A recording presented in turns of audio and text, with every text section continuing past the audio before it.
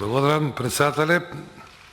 Почитуван заметник министер, прво вие не ни слушавте ја што прочитав, ама таму ви запишале. 8 пат се поднесе овој амандман. 8 пат. 8 пат се поднесува амандманот, прв пат вие дадовте некое образложение кое што не држи вода. Господине заменик министер, какви 3,5 милиарди?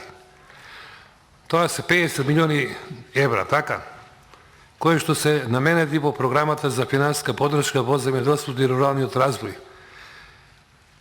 110 милиони евра должите на земјоделците, а со 50 милиони ќе ги лажите. Ја барам овде 3 милиони, вие предлагавте 6 милиони евра. Интервентен фонд за погрибање на штетите кон земјоделците и интервенирање во ситуации кога имаме диспаритет, односно кога производната цена е повисока од продажната цена, односно од купната цена. Тоа беше наш проект, меѓутоа не успеавме ние да го воведеме во пракса и во 2016 година СДСМ во предизборната кампања трубеше на сите труби дека ќе воведе интервентен фонд.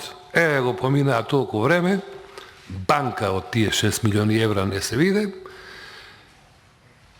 Почитуван заменик министер, вие сте веројатно вториот министер заменик министер кој што воспоставува мощни непосредни релации со пратениците и ми представува задоволство што можам да комуницирам на овој начин со вас.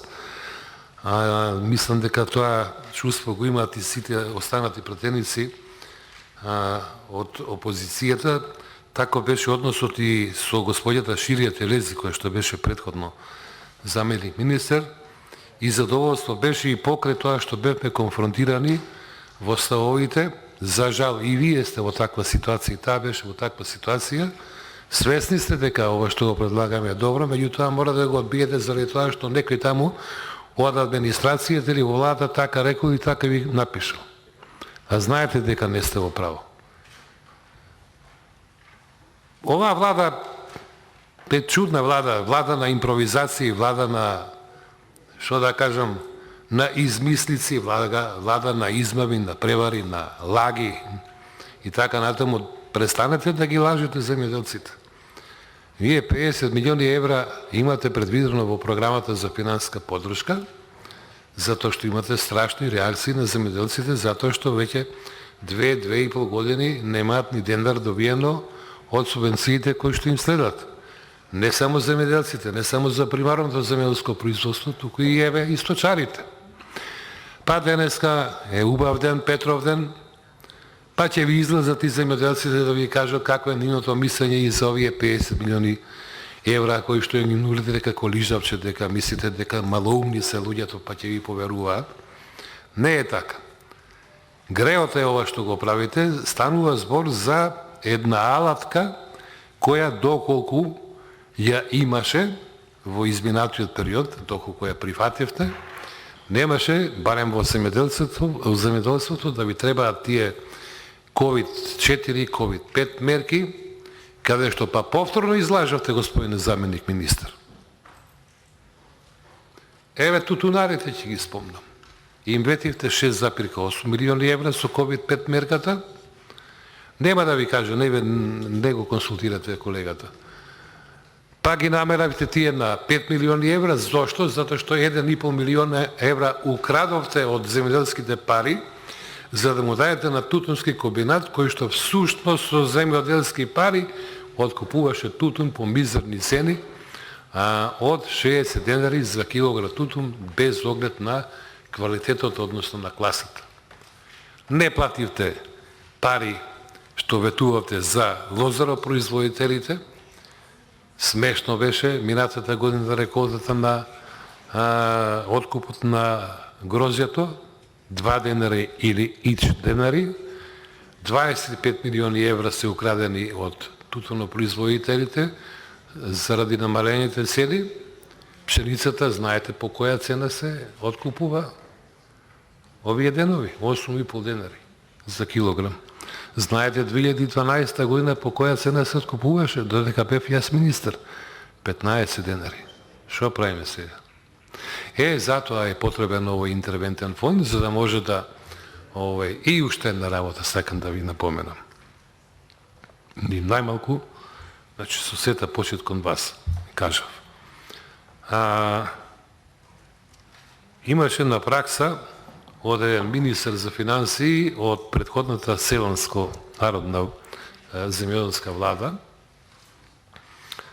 кога ќе требаше време за да се состане комисијата и да се расправа за буџетот или за ребалансот на буџетот, и кога ќе се отвореше амандманската расправа, господинот министер за финансии ги викаше сите министри ресорни да бидат тука наредени, тие да даваат одговор на пратениците зошто се прифаќа или зошто се одбива амандманот, а не да ве ставаат вас во една оваква непријатна ситуација, јас сега да ги колистам овие зборови, што мене не ми се својствени, а немам ниту најмала намера да ве дисквалификувам, меѓутоа вие сте тука представникот, ја морам некому да му се обратам.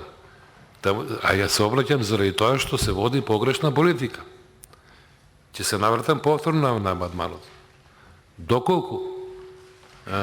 Доколку се прифатеше овој амандман, доколку своевремено, значи јас зборам овој 8 пат како што се предлага, толку буџети за секој буџет, толку ребаланси, секој ребаланс, ова се предлага и интересна работа.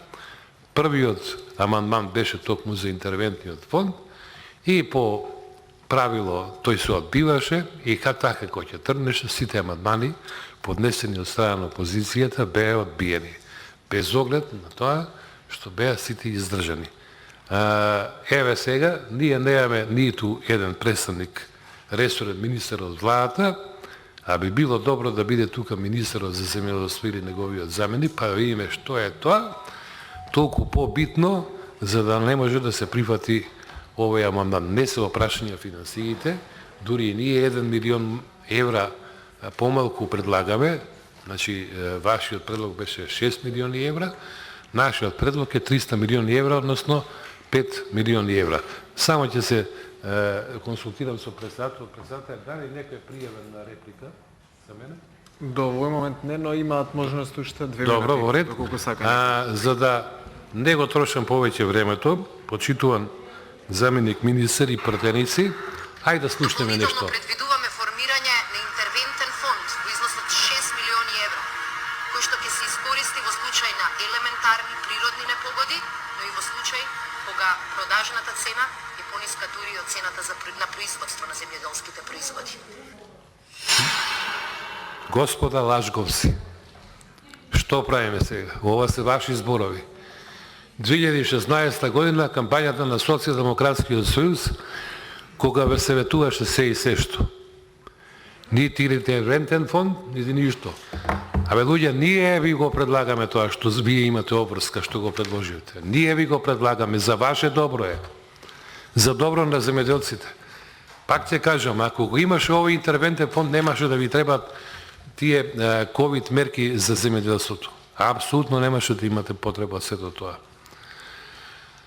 Што да ви кажам, знам дека овој амандман ќе се одбие, жал ми е заменик министер што сте ставени во таква ситуација да го одбиете, иако знаете дека ако ништо друго од практични причини ќе беше добро во работењето да го има овој интервентен фонд. Зошто? Токму заради работењето на Министерството за финансии, за да може барем во еден дел да биде релаксирано, да не биде под притисок за обезбедување на средства по секоја цена, затоа што тие веќе ќе ги има. Оставам на пратениците, после ова што ви го пуштив, да се подразмислите и да се повикате на собственото достоинство и на она што го имате ведено кон најизмачената категорија на работници во државата, кон земјоделците, и еднаш да им излезете во пресред за тоа што сте го ветеле, на вистина да го изгласите. Благодарам.